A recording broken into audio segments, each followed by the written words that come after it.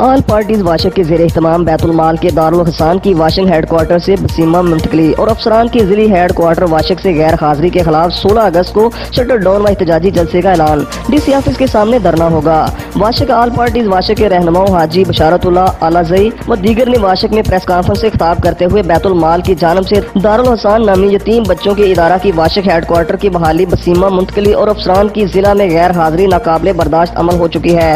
ضلع کا پی P H I دفتر بسیمہ و دیگر دفاتر حران و کوئٹہ میں ہیں۔ مختلف محکموں کے ضلعی افسران ہیڈ کوارٹر میں ڈیوٹی دینے سے گریزاں ہیں، جس سے عوامی مشکلات بڑھتی جا رہی ہے۔ لوگ اپنے معمولی کام کے لیے بسیمہ، حران اور کوئٹہ جانے پر مجبور ہیں۔ انہوں نے کہا کہ واشک ہیڈ کوارٹر کو ایک سازش کے تحت غیر فعال کرنے کی ناکام کوشش کی جا رہی ہے، اس لیے آل پارٹی واشک کے زیر اہتمام بیت المال کے دارالحسان اور پی پی ایچ آئی آفس کی بسیمہ منتقلی اور دیگر محکموں کے افسران کی غیر حاضری کے خلاف 16 اگست کو واشک ہیڈ کوارٹر بازار میں شٹر ڈاؤن اور ڈپٹی کمشنر آفس واشک کے سامنے دھرنا دے کر افسران کی غیر حاضری دارالحسان کی بسیمہ منتقلی کے خلاف یادداشت پیش کی جائے گی اور احتجاج غیر معینہ مدت تک جاری رہے گا۔ چیف سیکرٹری بلوچستان، وزیر اعلیٰ اور محکمہ بیت المال کے اعلیٰ کام فوری نوٹس لیں۔